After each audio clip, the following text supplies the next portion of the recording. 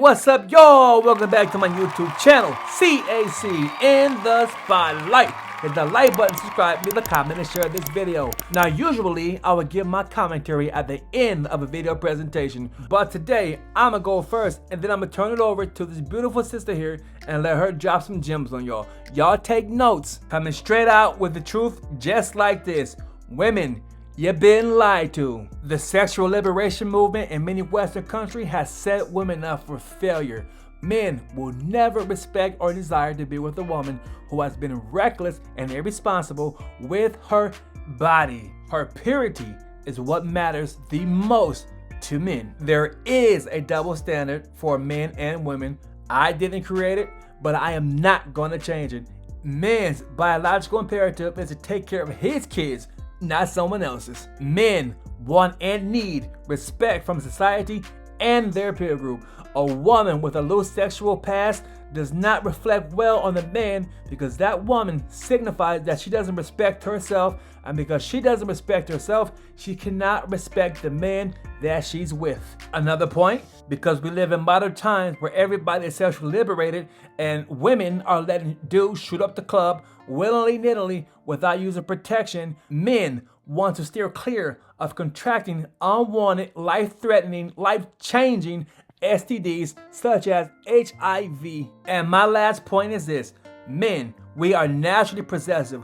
We do not want to share the things that we care about. And a woman with a high body count, it is significantly more difficult to care about her and to take her serious because she is not bringing the one thing that all men want: a pure, virtuous woman who has not been touched by men before. Now, she ain't gotta be a virgin to be desirable and attractive to men, but if she is a known 304 with a checkered, promiscuous past, it is a no. That's a no-fly zone. Let's let her speak. I did a demonstration trying to explain the difference between men and women and how they are viewed. It's very obvious that I could not cram all of that information into the video the way that I wanted to. And it's also obvious that the message went over a lot of women's head. And so I wanted to kind of basically fine line the point that I was trying to make so that women can understand exactly what I meant by what I said.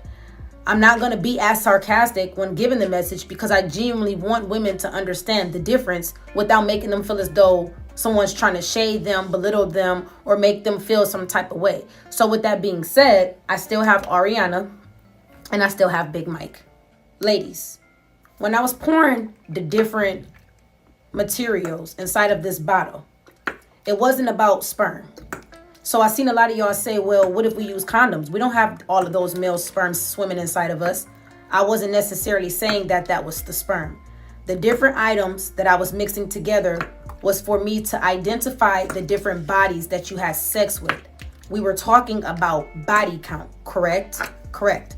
So when I was using the many different materials to pour inside of the bottle, which was a woman receiving penetration from different men that basically accumulated a body count, that is where you got the discoloration from.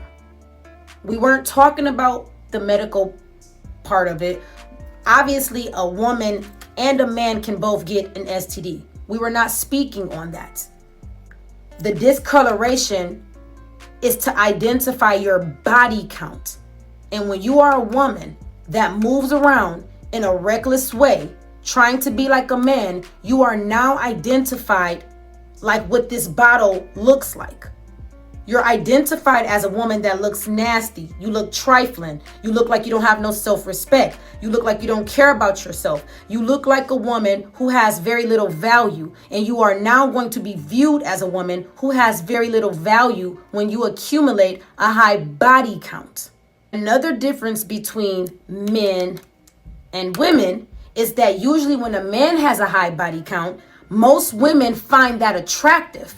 And when I say attractive, most women will still talk to a man like Big Mike who has had sex with 40 plus women And then in her mind, she feels as though she's conquered something. When a man has a high body count and a woman is able to be the one that he changes for, it makes her feel like she's conquered something. It make her feel like, yeah, because I'm the one that got Big Mike. I'm the one that made him sit down. He ran through all of y'all. Y'all had him, but you didn't have him like me. And he just gave me the ring. He didn't give you the ring. And women begin to brag on things like that. Whereas a man, they're not going to find you attractive when you have accumulated a lot of sex partners. Most men are not looking to conquer a woman who has had a lot of sex partners. Why? Because your reputation looks like this. It's tarnished. Then y'all go on to say, well, what difference does it make? Because the girl with the low body count, she still gets treated like the girl with the high body count. Men are still going to cheat. They're still going to be mean. They're still going to disrespect you. So we might as well live our life how we want to.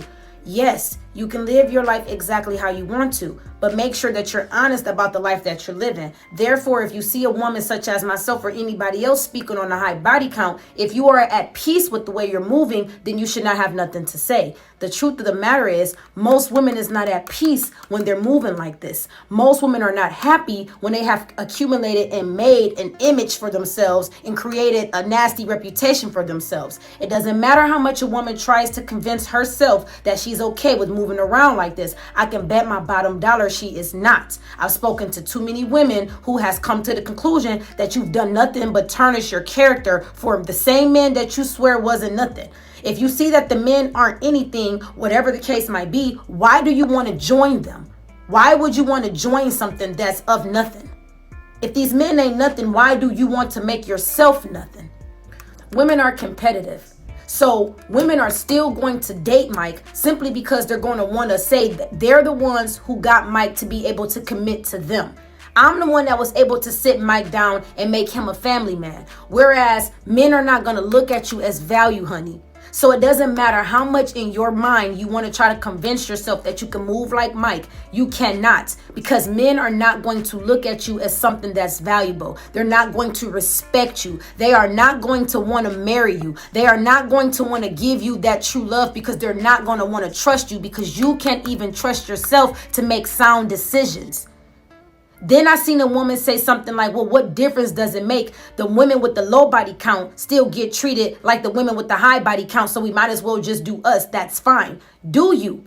But be comfortable with what you're doing. A lot of y'all say that y'all do what y'all want to do, but y'all not comfortable with y'all decisions. Because people who are comfortable with their decisions, they're not mad when somebody speaks on it, because it's more so like I said what I said, I did what I did. A lot of y'all can't even stand to hear the truth, which is why I know that you're not comfortable with the decisions that you are subconsciously making and faking it like you're okay with it. At the end of the day, there is no real true reason why a woman would be moving in such a way. There is no need to give your body to a million different men. A lot of y'all be giving your bodies to men with the hopes that it'll make him like you more, or thinking that you can sex your way to the top, or thinking that sex is the only thing that'll keep a man. Giving sex will definitely get you a man, but it's not going to keep you a man. So it's time for you to learn something else deeper about yourself and provide something else to the table besides your body. Bring some substance, bring some value, and I guarantee you, you won't even have to feel as though you got to use your body. Use something else that's just as powerful that's not your body. And the only thing that is value and substance. Work on getting some value and some substance.